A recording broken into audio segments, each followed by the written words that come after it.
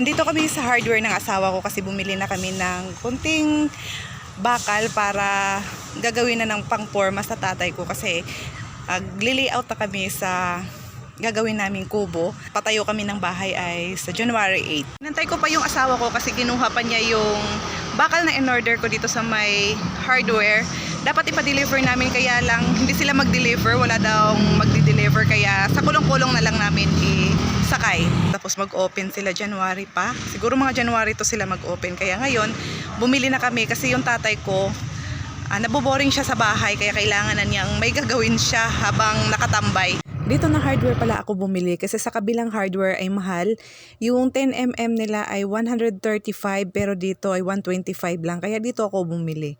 Mas mura-mura kasi dito kaysa doon sa kabila. Ganon naman talaga tayo, hahanap tayo ng mas mura pa kaya dito ako nakabili kasi mas mura. Tapos ngayon, hindi pala nila ito ma-deliver. Kaya dito na lang muna sa kulong-kulong namin ilagay. Laking tulong talaga tong kulong-kulong namin. Tapos matagal na din to sa amin. Kaya nag-survive naman siya. Fast forward, andito na kami sa lupa namin. Naihatid na namin yung bakal. Tapos babalik na naman kami sa kabilang hardware kasi mas mura dito yung plywood. Kaya dito na naman ako sa kabila bumili. Itong plywood pala na binili namin, manipis-nipis lang to kasi nga gagawin lang namin tong pang-forma. O diba? Kita nyo naman, gamit na gamit talaga namin sa amin tong kulong-kulong na to. Nagulat talaga ako sa mga bilihin ngayon. Napakataas na talaga kaya hindi talaga birong magpagawa ng bahay. Ang sa akin naman kasi maumpisahan lang, magkakaroon lang siya ng bubong, okay na. Ang araw pala na to ay ngayon kami magle-layout. Kaya nag-uumpisa na yung papa ko at saka yung asawa ko at may kinuha din kaming isang tao para tumulong.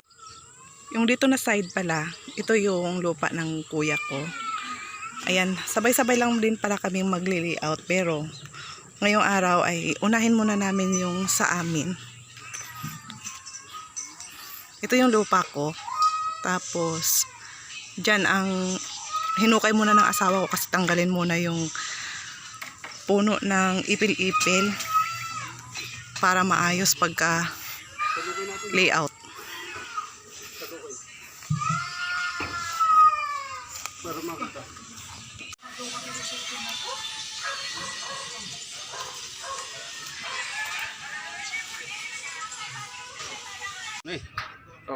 Pagdagan po dito, utso, dagan po sa gawas yapon.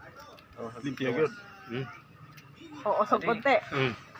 Kani siya. Ay, sakto na ni siya. Sakto na siya. Bali ang hollow block ani dito sa sulod. Kaya atras man ta. Dito na tayo din sugod sa kuwan. Kini, muna man isa gawas. Muna sa gawas. Dili ta sugod. Ina 5. Dili ta sugod pud tayong utso. Be. Afere de boy. Ina tamang sa 5. Tinitingnan ko lang yung asawa ko at yung tatay ko kasi hindi ko talaga alam yung sukat-sukat na yan. Hindi na kami kumuha ng mason, yung tatay ko na lang kinuha. Pinapapunta namin siya dito kasi nga galing silang probinsya. Para kahit papano makakatipid-tipid man lang ako. Tapos kumuha na lang ako ng isang tauhan para may kasama yung asawa ko maghukay. Ngayong araw na to, ito yung kaganapan dito sa bukid. Maagang pumasok yung kinuha namin maghukay dito para kung mamayang hapon kasi umuulan. Kaya ngayon alas 6 pa lang siya pumasok, kaya mamaya alas 3 pwede na siyang umuwi. Good morning! Welcome to my YouTube channel. And for today's video ay i-update ko kayo sa nabili ko na lupa nung nakaraang taon. Siguro mga 2023 ko nabili yon at napagawa na namin ng titulo at ngayon naman ay magpapagawa na kami ng kubo. Sige kami ng asawa ko nagagawa na ng maliit na bahay. Mas maganda kasi yung may sarili ka ng bahay kaysa mangupahan. Napakahirap kasi mangupahan kasi buwan-buwan ay magbabayad ka.